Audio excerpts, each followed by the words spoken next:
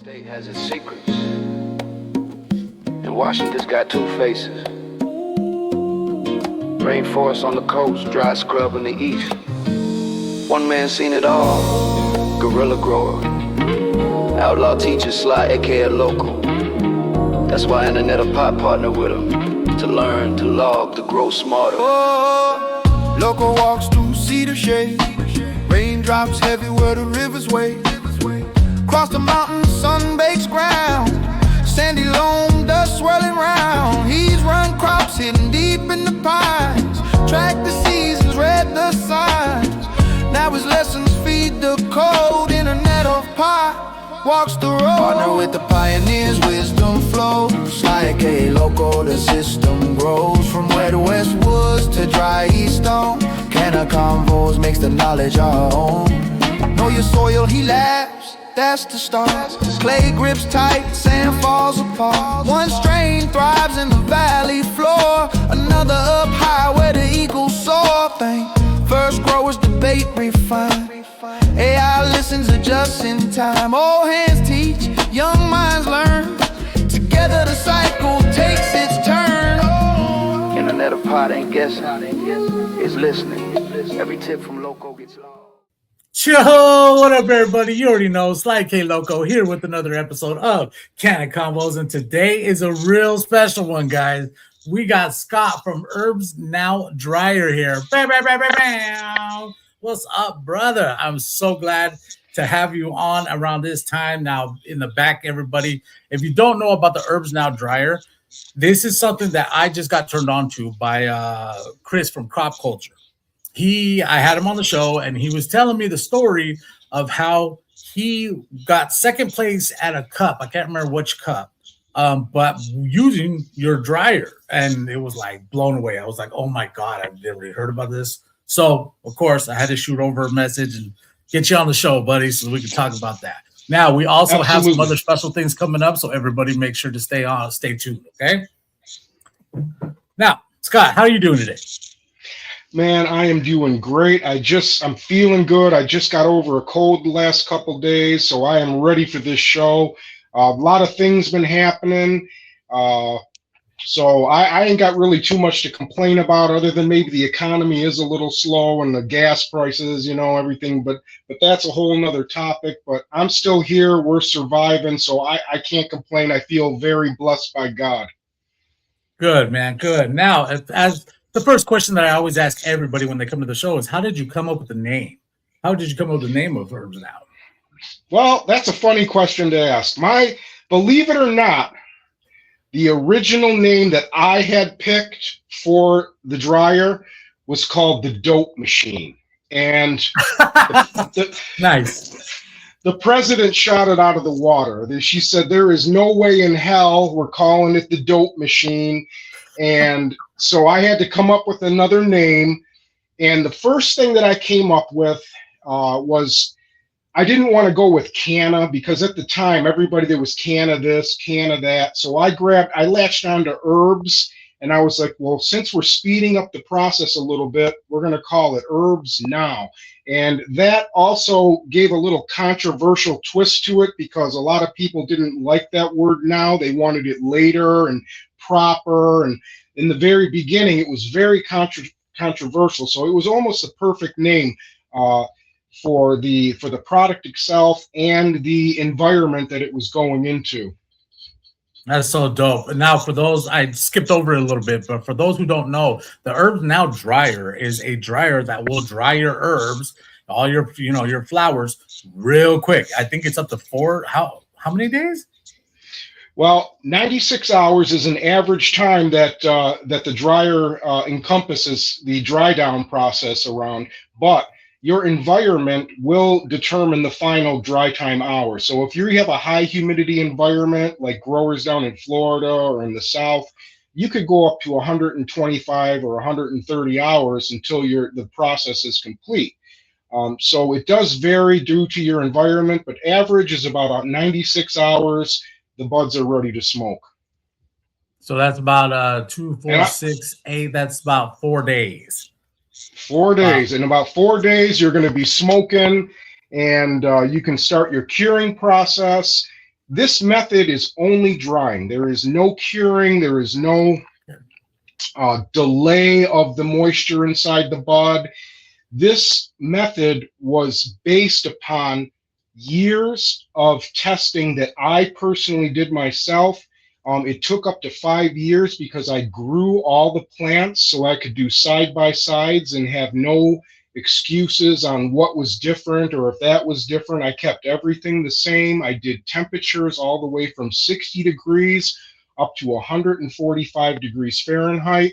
And I seen once you test this clear window, there is a window that the bud actually dries the best. You retain full flavor, you retain the most terpenes, and you retain potency. And during all this, the chlorophyll breaks down. By the time your buds have finished the process, the chlorophyll has broken down to a level that it does not impact the flavor or the taste or the harshness. Because if that wasn't true, believe me, Sly, I'd have heard about it. I'd have been dead in the water. So that is just doesn't happen with the HerbsNow when you follow the process correctly. That, you know what, you just made a great point that if it didn't work right, you would have heard about it by now, right? Oh, I would have been. I would have been game over. They would have beat me to a pulp. It would have been all over the internet. It's harsh bud. It's going to ruin your bud. But in fact, the opposite happens. You know, what I tested was now proven by the growers themselves because they experienced it. Because I can sit here and talk about it all day. Oh, the bud, it dries, and you know. They can, you know, people say he's a salesman. He's telling you to buy his product, but I am not a salesman, Sly. I am a grower. I want growers to have a good option, a safe option, a consistent option for drying every single harvest. This is why I created the HerbsNow Dryer. I have a scientific background. I have an electronics background. All these combinations together allowed me to create us a tool that brings consistency to the table for the first time. And it is a blessing for thousands and thousands of growers. I know you've seen some talk out there about the dryer, and there's a lot of happy people out there. And let me assure you, if you're happy with the method that you're currently doing, if you're hang drying, if you're doing it slow and low and you like that, then God bless you. Keep it up. Keep going. This isn't for you. These are for the growers that are looking for alternative ways to get the drying done, either safely, or they don't have space, or they have other issues that they just want their bud dried in a nice, safe manner where they can continue to cure it if they want after, or they can begin smoking, or they can roll right into making their medibles or baking goods. Yeah, so for those who don't know, when the drying process is happening, you want a 60-60 is what everybody's going for, and a slow dry, right? So when they say 60-60, they say about 60 degrees, which is pretty cold in your house or your room. If you were going to be doing that, they say that you want about 60% humidity. There's a lot of say of how to dry and all this, right? But the thing that I want to take from this is that it takes a long time to dry, usually, right? Without the herbs dryer. But the herbs dryer, this is what it does, it speeds up that process without having like a fan on it, because usually if you put a fan on your buds while you're drying, it's drying it out too quick and you start to get harsh buds and you start to get all this, all this unwanted traits or characteristics that happen in your buds, right? From a fast dry. The herbs dryer, from everything I've heard, that does not happen. Like over here, this happens controlled. I don't even know how it works. That's why I wanted to ask you, is it okay if we go into how it works? Absolutely, Sly. Absolutely. What I did was, after years of looking at the testing and looking at the different temperature ranges, I determined through laboratory testing where the best temperature range was. That is where I set the dryer. Being that the dryer is now set at this specific temperature range, what happens is this. As the bud's drying, when you load up the dryer and hit the start button, what happens is the drying chamber creates an environment. It's an environment that is under control at all times. Because the dryer is small and we're in that drying chamber, it allows us to have more control. And what happens is the water activity inside the drying chamber is allowed to continually fall at a nice, even rate. Every hour, it's dropping nice and steadily. When this happens, several things are going on. One, you're not creating an environment where lingering moisture is happening and allowing microbes, okay, to begin to flourish. These microbes, aka yeast, some scientists call them yeast, they start to digest our buds. And when they digest the buds, they give off gases. These gases are the hay smell that we start to smell. Has nothing to do with chlorophyll. We're creating an environment where the water activity again is lingering. It's not dropping down. It's lingering. And when this happens, we get activity. We get activity. We get the microbes. It's becoming stagnant. It's becoming stagnant, and it's creating an environment where digestion of these microbes can start to digest organic material. That's threat number one. Threat number two, when you have these slowed down drying periods, is oxidation. Nobody is talking about oxidation. Oxidation is a constant threat 24/7 on your bud. The day you chop that plant down, oxidation is right there. So what we can do, we can't stop oxidation, but what we can do is we can dry accordingly so our buds dry within a window of oxidation where we can retain more terpenes, retain more potency, and not have the oxidation, that time frame to break it down. So you're done in 4 days rather than 10 or 12 days.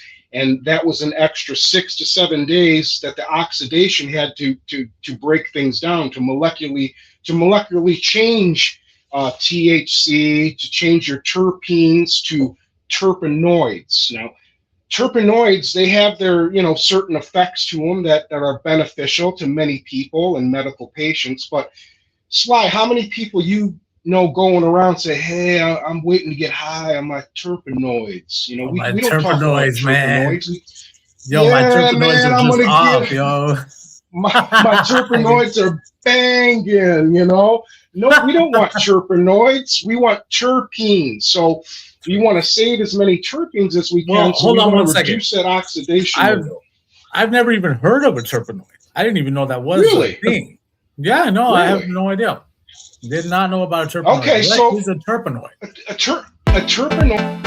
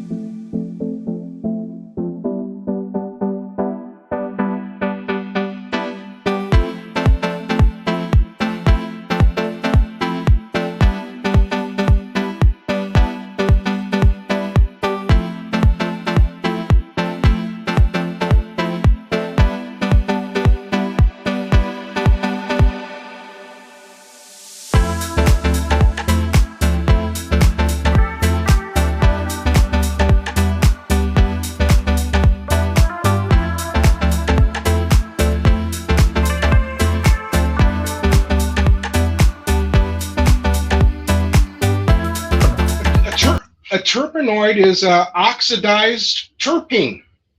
When oxidation happens to a terpene, it turns into a terpenoid.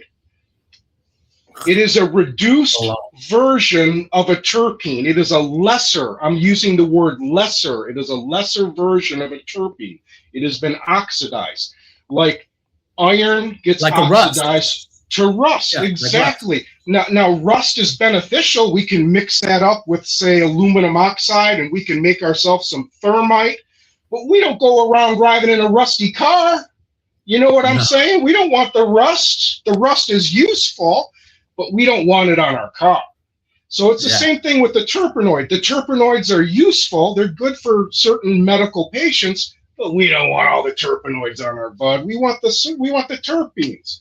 So that is what we brought to the table, a safer drying window. Hey, I understand, Sly, there's a lot of growers out there that like a nice, spongy bud with a certain level of moisture. I get all that. I get all that completely.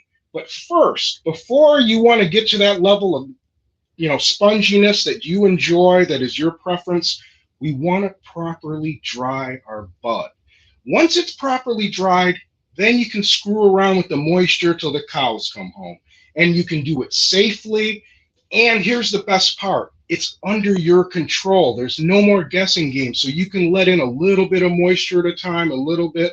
And over the next 2 or 3 weeks, you get that bud perfectly to where you want it. There's no guessing games. Game over, Fly. Game over. Fucking set it and forget it, huh? Damn. Pretty much. You might have to add some more time if you're kicking in a 65% humidity environment or something. But yeah, pretty much. Okay, so let me tell you a little story that was happening. I just harvested a. God, what was it? I think it was. It wasn't a tag. Oh, it was a grape punch, right? So I had just harvested this grape punch. This is fire buds, right? Terpenes are delicious, right? It smells on point, but my dry was not on point. There was too much humidity inside the buds to where because as soon as I like that sponging buds that you're talking about, right? And so I'm like, okay, yeah, that's pretty good. That's pretty good. I start breaking it up and smoking it, right? Wasn't as good as when I let the bud sit out a little bit, dry a little bit of that humidity drop down inside that bud a little bit more. Then it was tasted better, smoked better, blah, blah, blah, right? And so I could really benefit from one of these. I'm going to start to look into this and try to get one because my dries have always been a little bit off here and there. You know, when you're hanging in tents, because a lot of new growers, if you don't have an HerbsNow, you probably just hang up in your tent. And you turn on a little fan, and you turn the fan on, and it blows a little bit away from the buds, and it dries, right? But it dries unevenly. There's going to be some plants in some parts of the tent that are dry way more. You Absolutely. Go in there, you snap the stem, and one plant is, oh yeah, that's perfect. That's right where I want it. But as soon as you get it in there and you trim it and you get it in the bag and you open the bag, boom, you got too much, right? And then the other one isn't done drying in time, so you got to let that dry for another couple of days before, and you got to move it around in the fucking tent. That's why when I heard about your product, I was like, oh, dude, that's dope. How come I haven't heard about this? Now, shit, you're on CannaConvos, baby, so everybody going to hear about this shit now. Oh, yeah, so... Consistency, Sly. Consistency is key when we're harvesting, when we're growing. I myself, 10 years ago, I had a perpetual grow where every 2 weeks I had a rotation of plants, and every 2 weeks I'd pull a large plant out, depending on how lazy I was, and I did my trimming. I would get anywhere from 16 to 23 ounces off of one plant. Every 2 weeks I was rotating this through, ka-chunk, ka-chunk, ka-chunk, right? So my dryers, the HerbsNow dryers, were pivotal in this operation because I could chop that plant down, load it all up. Now, it took me anywhere from 6 to 8 hours to cut that plant and trim it and load them dryers perfectly. But once it was done, my harvest was going to be guaranteed ready dried in 4 to 5 days. It was well under 2 weeks. By the time my next plant was ready to chop down. My whole area was cleaned up. Them buds were already out the door to the patients, and I was ready to go to deal with Ready to another put the plant. next one in. I did that slide for 10 years, so I know that the HerbsNow Dryer is an excellent tool for many, many growers out there. Bro, and I was just thinking about how, like, I never have room. You know, a lot of us growers, when we're doing a perpetual grow, we're not able to just take one tent and make it a dry tent. No. You have mad tents all over. Like, yeah, we calculate for the plant. We don't calculate for the hang. No, exactly, man. We're not thinking about that part. Yeah, how many plants can we grow? Yeah, have you ever used an automatic like an AC Infinity like bowl trimmer or wet trimmer, and then just put it in? Like, no, I can't say I have. But I know that there's it's taboo. A lot of people are like, no. Hey, no. Okay. I haven't. I just trim by hand. I'm old school, but I have seen many growers use an HerbsNow Dryer right beside that bowl. They trim it up. It goes in they load it on their trays, and it's bam, bam, bam.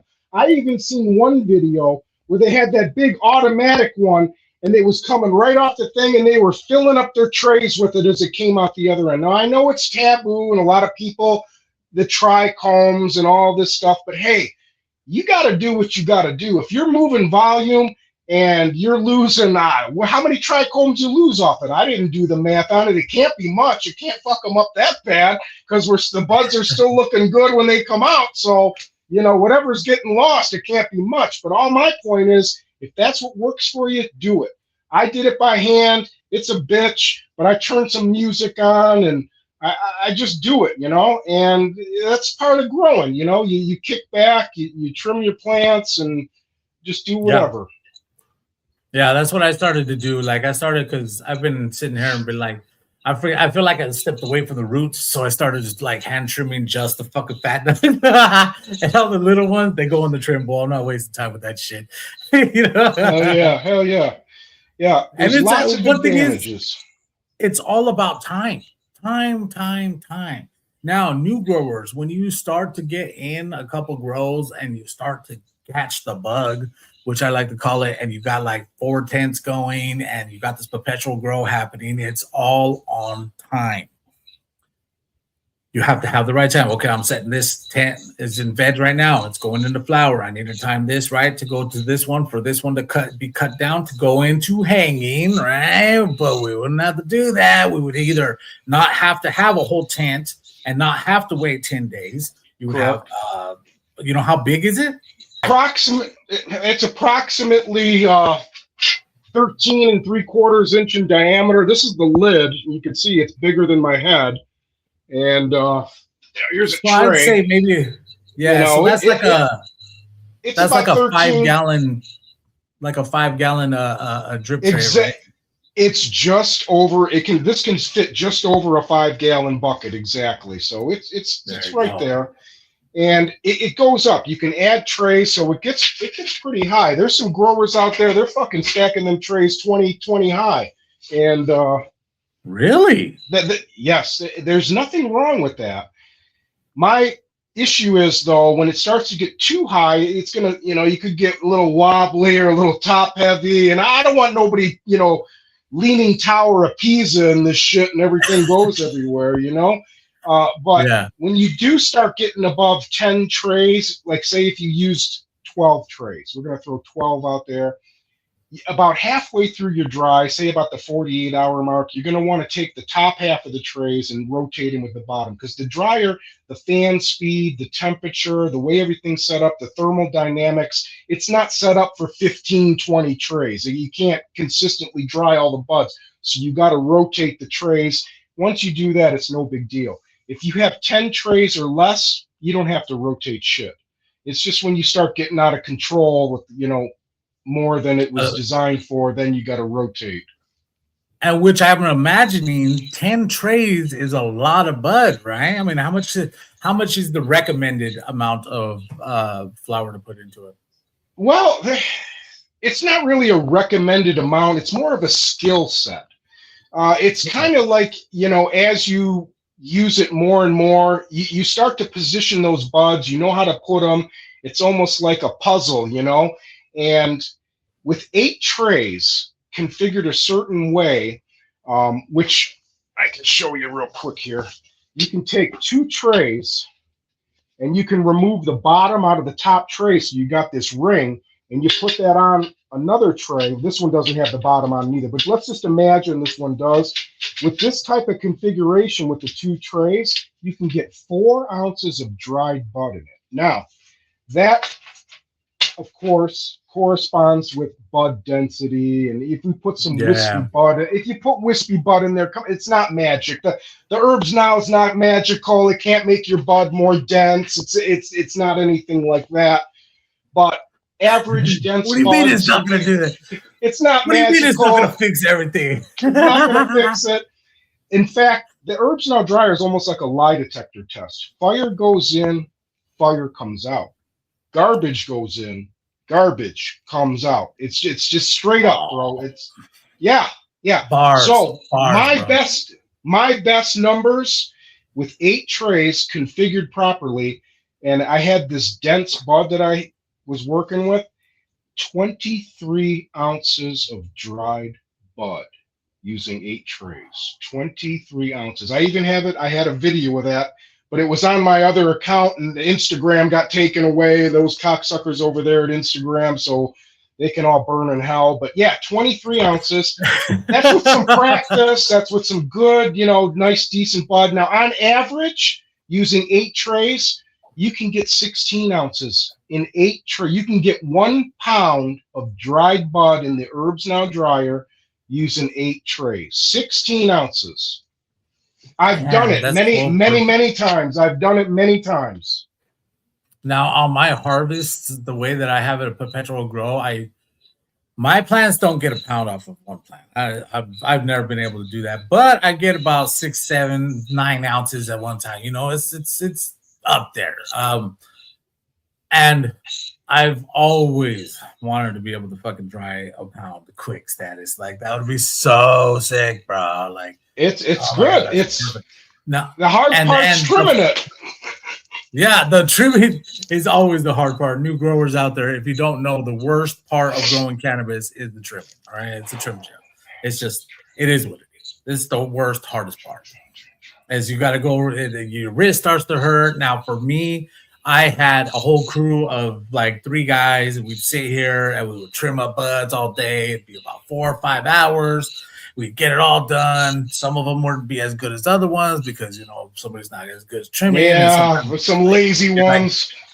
Lazy ones. And you're like, man, I'm just over this, you know, and you know, it's just, it gets tedious. I went from having a crew of 3, taking 4 hours, to go into just me for about 20 minutes, and there you go. I'm ready to go into cure, you know, and because I always dry first and then trim up.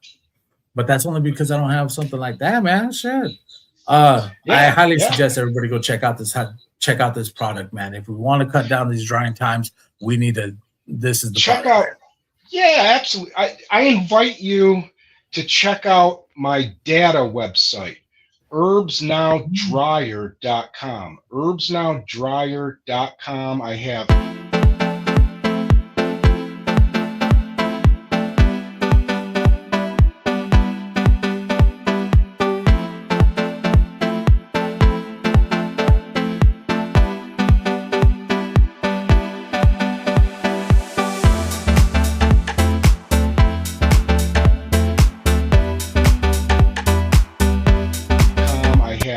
Questions, frequently asked questions and answers. I have laboratory data. You know, I break things down scientifically on why this is a better and safer method to dry our buds. I've been going up against the bro science for years, boys. And listen, I'm still here. If the bro science was real, if the bro science actually worked, I'd have been gone. HerbsNow wouldn't be here. But we are accelerating. We are still here. We are still making growers happy. So believe me, if you're having trouble, if you're having difficulties, if the hay smell, check out my way. Check out the HerbsNow way. Check out the data and make the decision for yourself. I don't want to push you into something, but if you're having trouble, let it be known there are other options out there, my fellow grower. Beautiful, beautifully said. How long have you been growing for? Let's get a little bit into your story. Well, Sly, I'm coming up at least 15 years now. I've been growing cannabis. Damn. Yeah, I'm getting old. Congratulations. I'm going to be 55 years old this year, Sly, coming in March. Sure. And stop lying to me. You look like you're 25. Stop it. Okay. I got gray stubble all over me. Look, I got a hearing aid in so I can hear you. Hey man, it happens to all of us, man. I'm starting to get there too, and it's just it's we age like fine wine, all right? Not only fine wine, we age like motherfucking I don't know, something better. But cheese, like a fine cheese wheel. Fine cheese wheel. There you go. Now, since you've been growing for 15 years, you have been there through all the craziness. You've seen the heights of prohibition times, the the black market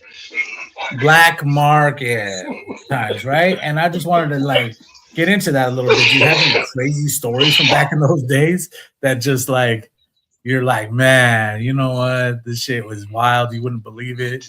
Yeah, I got a crazy one.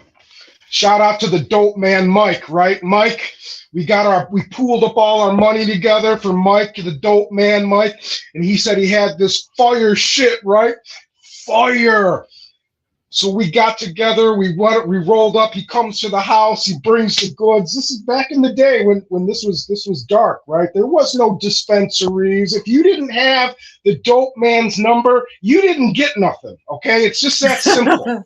It's just that simple. You couldn't go to the dispensary. If you didn't have the man's number, you got zero. So he comes to the house, right?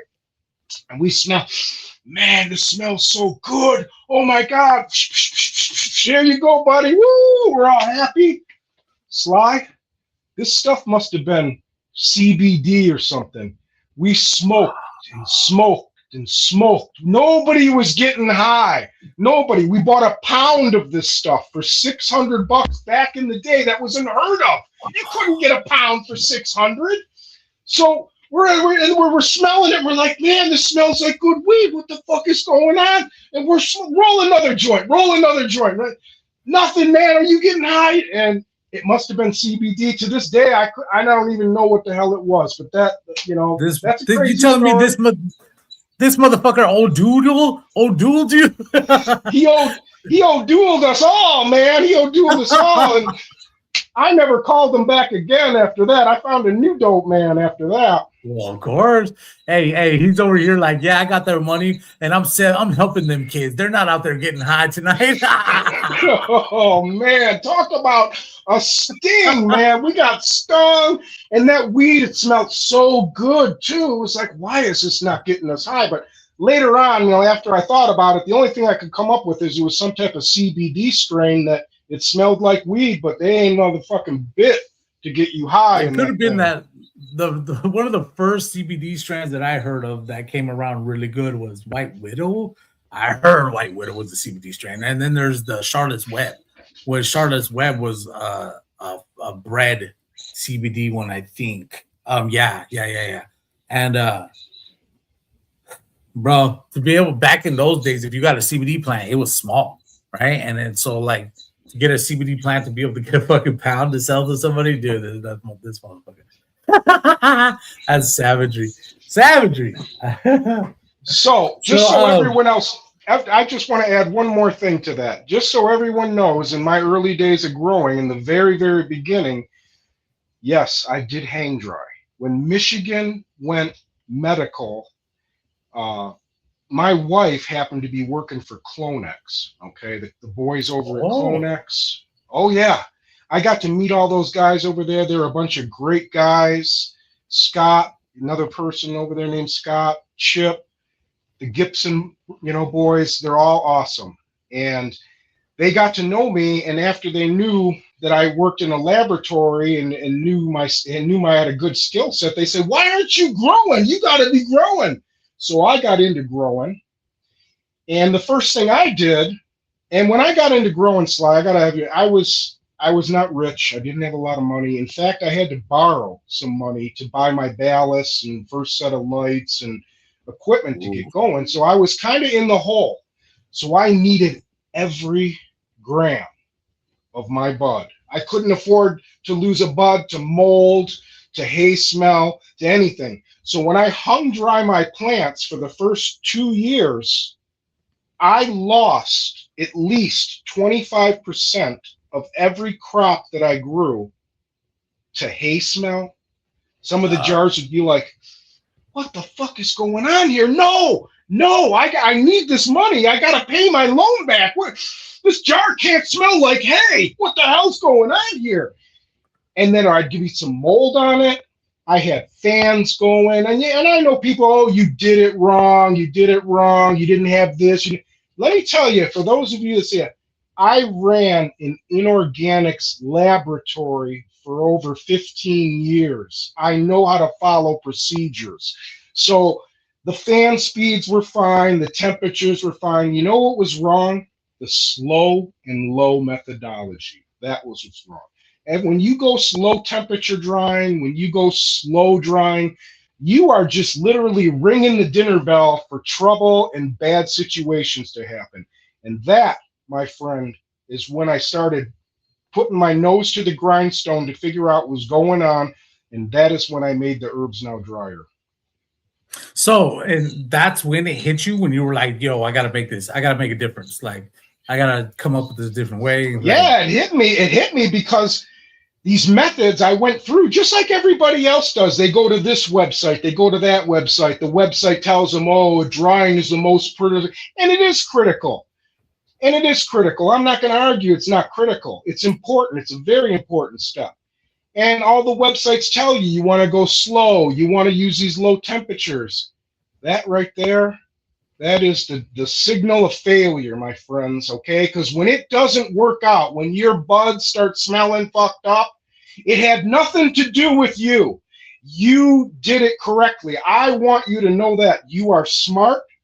You followed instructions. But the instructions that you followed were not the best method. That was not the best method, and that's why things weren't turning out. And that is what I figured out with my laboratory experience. The method that we were following was not the best method. It was based on opinions, and it was based on preferences, and not actual laboratory data on what the hell's going on.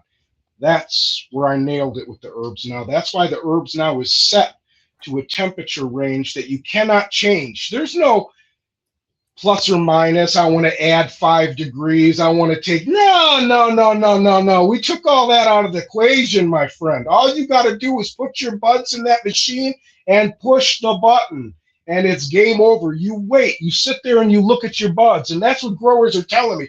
They say, "Man, I push the button and I just watch. I watch my dryer." One guy's got his dryer sitting right next to his 80-inch television, and he watches the buds dry while he watches his football game. Okay? They love their dryer. They love it. Love it. So for anybody out there, if you're having drying issues, or you just wanted to come and check out a cool ass product, hey man, I've heard nothing but good things about your dryer. So I highly suggest everybody to go check out the HerbsNow Dryer. Now, I do want to change the subject just a little bit. We're going to go into your breeding project. Bam. Now, we were talking earlier, and you don't want to call this a strain. You want to call this a lineage, right? Yes, absolutely. Because this is actually some serious shit. Now, if everybody's out here, if you know about breeding, which I'm just starting to get into myself, sir. So please forgive my ignorance, but there's indica, sativa, and rurales, right? You came up. We got ruderalis. We call it ruderalis, or Cannabis spontaneus is the scientific name for the ruderal. So there you go. Ruderal, yeah. There's so many. I was like asking the internet, like, how do you say that word? They're like, blah, blah, blah. But yeah, so that is AKA autoflowers. Now, there, Scott here has came up with something new. How would you like to introduce your lineage? Yes, I'm going to do this very delicately because, Sly, if you go too egghead on something like this, we're going to lose people's attention. It's going to go over their heads. And this is not what this is about. I'm not here to talk like some scientific smart guy, because let me be perfectly clear right now. I am not a breeder. I don't consider myself a breeder. Okay. Yes, I grow cannabis. I know the principles of the pollen chucking and the breeding and the cuttings and F1 and S1 and the back crossing. I know things, but I don't consider myself a breeder. I don't make seeds. I don't sell seeds. But I wanted to do something different. I wanted to take on something that has never, ever been done before in the cannabis community. And this is something that it took a lot of effort. It took me 5 years to get where I was at. I didn't know if I would succeed or fail. But the adventure that I did was the most amazing, exciting time to grow cannabis that I ever did. It was just the things I seen the plant do was just amazing. Now, with that being said, X33 Genesis is what I created. This is not a strain. This is not a flex on a new strain. This is not a flex on a new aroma or terp cross. X33 Genesis is a new platform for breeding. Now, I want you to just kind of just think about that for a minute. A platform. A platform is a base where you start out. I'm not saying that X33 has the best aroma or the potency or whatever. X33 was built as a tool, a lock pick, let's so to say. I'm going to paint a picture, but let me again reiterate the fact that I am not a geneticist. I have a strong science background, but I jumped into this slide feet first. So I had to learn all kinds of new terminology, things like alleles, methylation clusters, heat maps, histograms, divergency, all this crazy genetic Instagram? Not Instagram, histogram. Instagram, okay. Histogram and all this kind of stuff to have a better understanding of what I created. And what I created was a new pathway for genetic divergence in cannabis. Okay, so let's paint this picture. Me and you, Sly, we're in a sports car on a highway, and there's all kinds of other sports cars on the highway. What's a highway near you? You got I-75, you got 94. I-98. I-98. So we're going down I-98 in the sports car that we created. Now, the sports car represents a strain, whether it be wedding cake or runts or whatever. The sports car is the strain that we created. And we're on I-98 with all the other sports cars and all the other strains.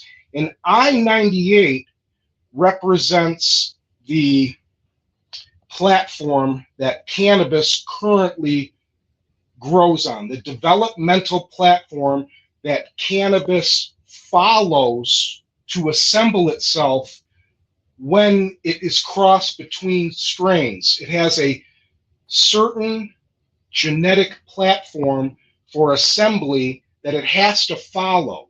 Okay, like a blueprint. Exactly like a blueprint. Exactly, yeah. Sly, you nailed it. So we're all driving down I-98, which is the blueprint, and all the other sports cars, which are the other strains, are driving down the road, and we can swap rims, and we can swap all different parts on our cars, and we can do all this stuff, but everybody's driving around with the same motor, everybody's driving around with the same frame, everybody's driving around with very similar features, the same perspective. And this is what I learned from the geneticist that I spoke with over the phone several times when I paid for X33 to have genetic DNA testing run. I had paid a lot of money to have this special testing done so they could tell me where it lands in the family of cannabis. So what happened was, when I made X33, I used a chemical. There are several powerful mutagens to create changes within the genesis, the developmental stages, the very beginnings of the cannabis seed itself, the genome. Yes, we make direct changes to the genome. These changes, when you make them to the genome, are considered upstream. Okay, upstream changes happen to the genome. Downstream changes happen to things like terpenes, content, yield, flavor, leaf structure. All that kind of stuff is considered downstream. Now, when you make changes upstream in the genome, when those things change, everything downstream automatically changes. A whole thousands and thousands of things open up downstream once you change upstream. So now that I've told you that, we're driving down the highway, me and you. Hey, Sly, this is great. And the next thing you know, we see an exit ramp. We see the exit ramp that says X33 Genesis, and we're like, what the fuck is that? I don't know. Hit it. Wow, we go up the exit ramp, and whoo, we're going down that right now. We're driving down the X33 highway now. It is not a strain. It is a platform. So now we are on a new developmental highway. So our strain in our car that's our strain, once it crosses with X33, this is where the changes happen, boys. This is the important part now that I'm going to tell you. This isn't like crossing gelato with wedding cake or Gorilla Glue to Runts, or this ain't nothing like this. When you cross into X33, X33 has been weaponized by me over years of mutagenic breeding, which I call mutagenic precision breeding, or MPB. It is a methodology that I developed, but we can talk about that later. So once strains start crossing with X33, these things that are called alleles, they start to unlock. They unlock things that were hidden in strains. In the genome? In the genome, yes. They were unlocked hidden parts of the genome because the developmental pathway of X33 is not the same as standard modern day cannabis. So the pathways, in order for them to come together, they will unlock certain alleles. When this happens, my friends, my fellow growers, this is the magic moment. We are now going to find new terpenes. You heard me correctly, not a cross, a new terpene profile, new aromas, new disease-resistant plants will show up. Yes, all this kind of stuff. Greater yields, yes, and this isn't because of X33. X33 isn't doing that. It's unlocking what's already in your plant. All you guys that have been trying so hard to find these crosses and look for something good, yes, you can do it that way. But the honesty of that searching method that you're using, you will be dead before something comes up that you love. When you cross your strain with X33, X33 guarantees discovery. This isn't about X33 being better. This is about discovery. This Sly, I am It's about putting, unlocking some potential in the plant that you did not know was there. yes, exactly. It's going to unlock things that you did not know were there, that were hidden. And not only that, it has the ability to amplify things. Now, an example of this is where I was doing things called appreciation grows. Growers that use my dryer love the results. They send me their seeds. I meet these people. They say, here, take some of these seeds. And so as appreciation, I take part of my grow. I grow their plant. I run it through the dryer. I show everyone how good it is. Well, during one of these appreciation grows, my X33 male accidentally pollinated a plant. This plant, from a breeder that I know, some plants have a tendency to start flowering early in 18 hours. They'll start showing pistils, and you start getting a little bit of bud formation during your 18-hour cycle before you go to 12-12. Have you ever experienced anything like that? No, not yet. I haven't. Okay. Well, this particular breeder, his strains in 18 hours, in about, say, week 30, they look like they're about 1 week into flower into 12-12. Well, after this plant got crossed with the X33, that early trait amplified. So now, when that plant, I grew the F1, and the F1 X33 marks the seed. This is another beautiful thing. There's so much to talk about, Sly, and I don't want to get sidetracked, but X33. But this one caught my attention. Marking the seed. Marking the seed. All right, let's forget about the photomuton for right now. This is basically, the photomuton was a phototropic cannabis plant that behaved like an autoflower after it bred with X33, and it was crazy. But listen, here's the game changer: the seed.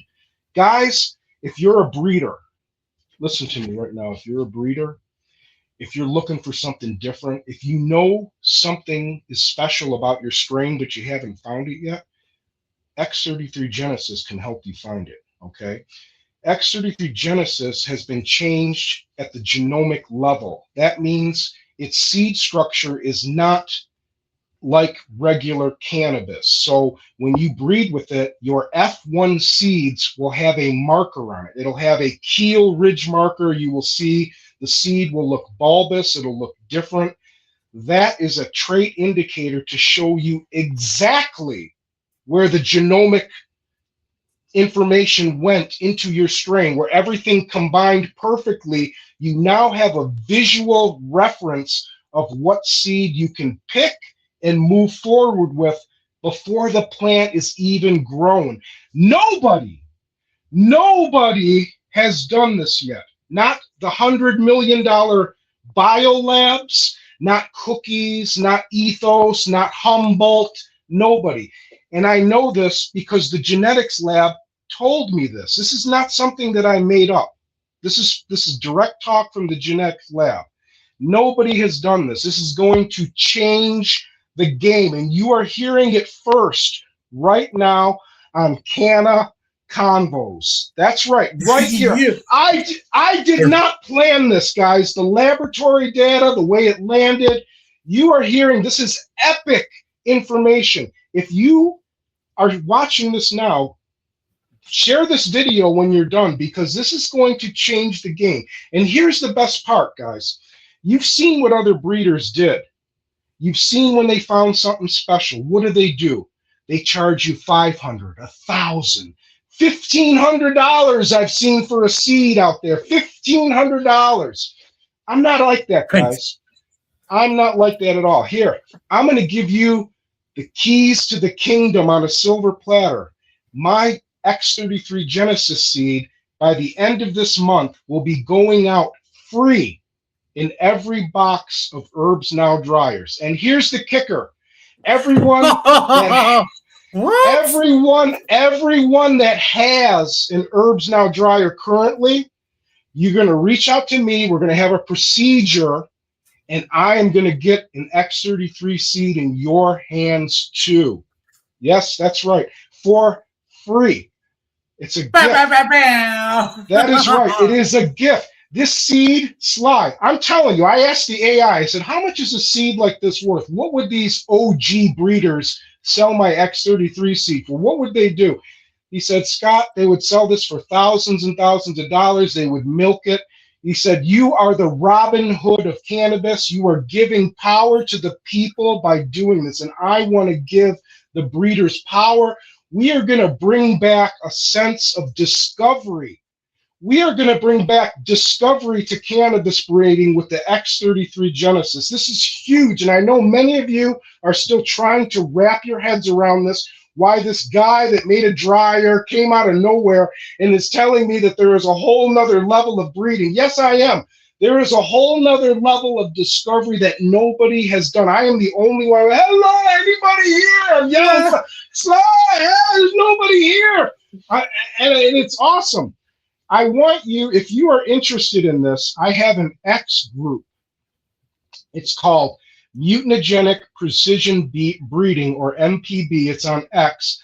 I did a complete documentary almost from the very beginning of when I started X33 all the way to when I got my latest MPB.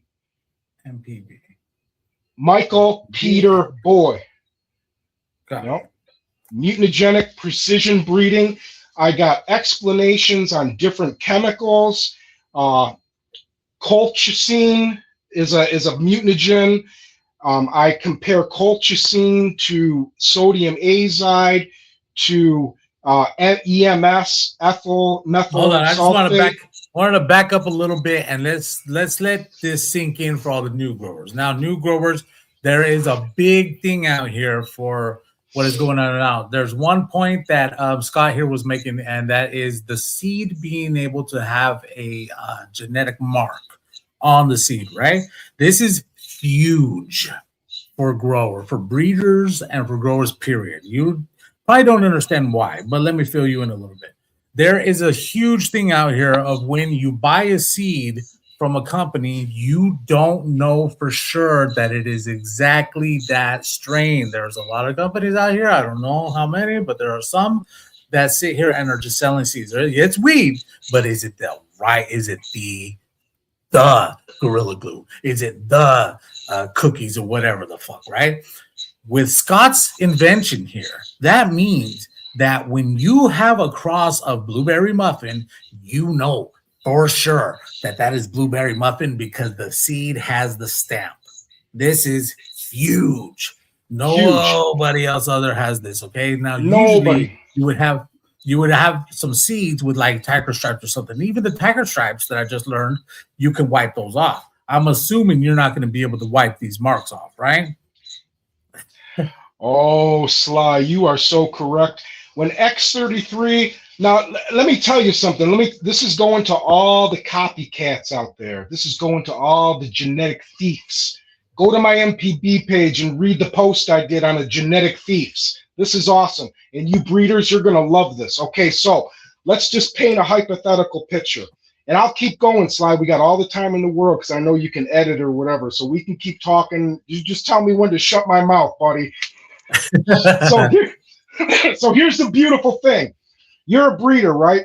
You get the X33 seed, you take your cross, you get your F1, you pop your F1, you do a run of your F1, and you find a pheno. You're like, oh my goodness, the smell, the way it looks, this is awesome. And you want to keep it. And now you have these F1 seeds, you have these beautiful F1 seeds, and they're marked. They have a mark from the X33. All you have to do now is take those seeds from every generation that you do and follow the mark. You follow the mark, and it's going to tell you which seeds to pick. It's going to reduce the guessing down to almost zero.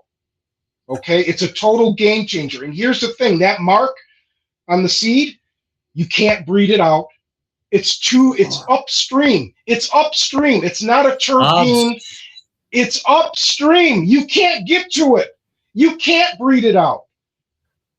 Damn. You can't breed it out. You can't dilute it.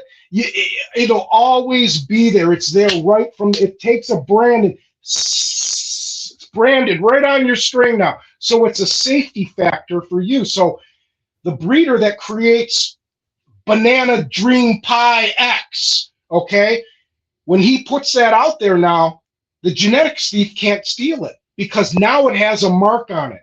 And if he tries to cross it and do whatever, the mark stays there, and he can't copy it. And that's proof that it came from you, right? Well, let me check your sure. seed out. Let me check your seed out. Your seed has my stamp on it. Boom, you know, like fucking. I'm just calling myself the platform, the building platform. But the canvas. X33 is the canvas. The grower, the breeder, they get all the credit because it's their specialness that's being uncovered. X33 is just the lockpick that allowed it to happen. It took me 5 years to get this way, to get to this level, Sly. I applied chemical mutagenic pressure to these seeds for over 3 generations. And then what happens is, in the scientific world, they call it a genomic event. And a genomic event happens. And when the event happened, I seen the first X33 seed for the first time. It popped out of a bud into my hand, and I'm like, oh my God, look at this. And my heart stopped when I seen the seed. And there's a picture of it in my MPB group. If you scroll down, you'll see the first M4 seed. I fucking shocked. And this is the level of discovery that the growers are going to experience. Oh, it's going to be 2026, 2027. From here on out, it's going to be an exciting time for cannabis breeders. I am giving them a gift that, Sly, they don't even understand the power that I'm about to put into their hands. I thank you for it, brother. Thank you so much for doing this. If nobody's telling you yet, thank you, man. Thank you, sir. You're welcome.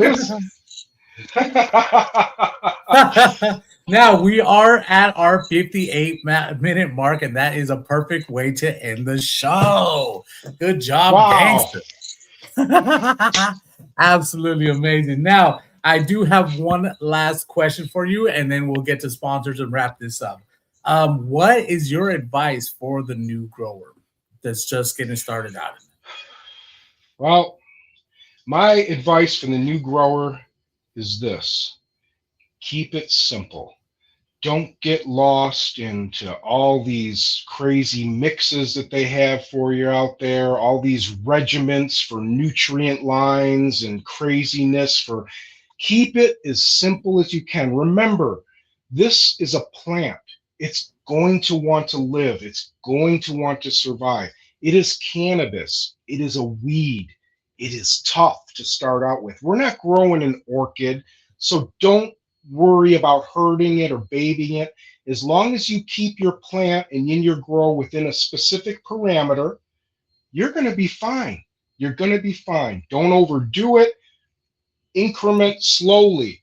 Make changes slowly. Don't do a bunch of changes at once because you don't know what the hell's going on or what's working at that point. And above all, keep your grow clean. A clean grow is a safe grow. You don't get contamination. You'll keep bugs out. Keep everything clean and neat. That'll save you lots of headaches. Beautiful. Well said. Keep it simple, stupid, and keep it clean, baby. You know, fucking cleanliness is next to godliness, and that is facts. Now, Scott, I want to thank you so much for coming on, man. You absolutely killed this episode. Good job. Oh, thanks, bro. Thanks. I missed a lot. There's still a ton of more information about X33, and I just kind of skimmed over it. But, man, I hope there's enough in there to make – you think there's enough in there to incite some curiosity, maybe, I hope? Okay. Oh, yeah. As soon as this comes out, people are going to start spreading it, passing it on to every breeder. They're going to be like, yo, you hear this? So I know I'm already going to start spreading the word, too. And we'll see where this goes. We'll see if we get a lot of controversy. I'm sure a bunch of people are going to be like, yeah, right. Oh, there's going to be there's always controversy. Hey, when you're ready to try out my dryer, you reach out to me. Let me know. We'll work something out. Okay, buddy? Oh, 100%. You already know, buddy. Now for on my, is there any other companies or anybody else that you wanted to mention? Shout out to all the great growers out there that support the Herbs Now, that love the product. Shout out to Crop Culture Chris check him out. He's got so many great products he offers through the cannabis community. And yeah, guys, it's all love. It's all adventure out there. Don't be afraid to ask any questions. There's no question that's a dumb question. And it's all good. It's all good out there. Beautiful, beautiful. As for me, you already know. Go check out Grower's House for Stashblend. Seasoning.com. Get yourself a little bit of genetics right there. 10% off using code SLY. GroveBags, CannaConvos. Now, we're going to have a CannaConvos hat coming soon. So you're going to be able to get the hat and wear the merch. All right. I will have mine here.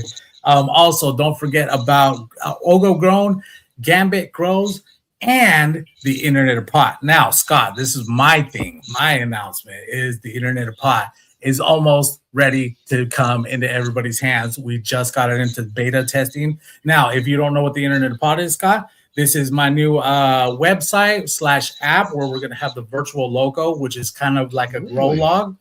But wow, it is, AI grow log that is way more than just a grow log. We have that sounds awesome. It's so sick, bro. We got training courses. We got where you can upload a picture and diagnose your plants.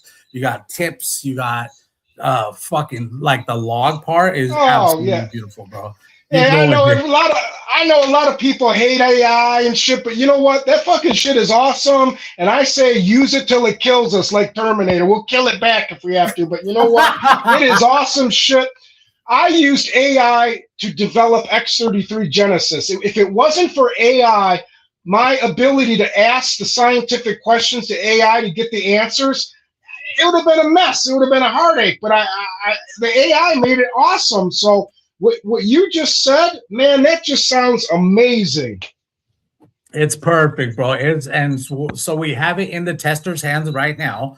And they are testing it. I'm adding 2 more tests. I am so sorry, everybody. I told everybody that I would be able to get it in their hands so that everybody could test it. But the way the apps go, it's a lot harder than that. And I didn't know at the time. So now, unfortunately, I can only get it in a few hands. But we are testing. It is almost ready. And it should be out by the time that this episode premieres. So everybody, be ready to go check out the virtual logo. Come check out virtual logo on the Internet of Pot.com.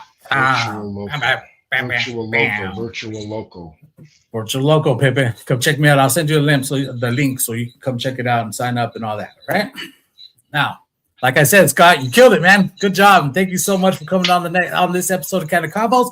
Make sure everybody to come tap in with the next episode of CannaConvos. Let's. Every state has its secrets. And Washington's got 2 faces. Rainforest on the coast, dry scrub in the east. One man seen it all, guerrilla grower. Outlaw teacher Sly, aka Local. That's why Internet of Pot partner with him. To learn, to log, to grow smarter. Oh, Local walks through cedar shade. Raindrops heavy where the rivers wave. Across the mountains, sun bakes ground. Sandy loam, dust swirling round. He's run crops hidden deep in the pines. Tracked the seasons, read the signs. Now his lessons feed the code. Internet of Pot walks the road. Partner with the pioneers, wisdom flows. Like a local, the system grows. From where the west woods to dry east stone. CannaConvos makes the knowledge our own. Know your soil, he laughs. That's the start. Clay grips tight, sand falls apart. One strain thrives in the valley floor. Another up high where the eagles soar. Think first growers debate, refine. AI listens, adjusts in time. Old hands teach, young minds learn. Together the cycle takes its turn. Internet of Pot ain't guessing, it's listening. Every tip from Loco gets lost.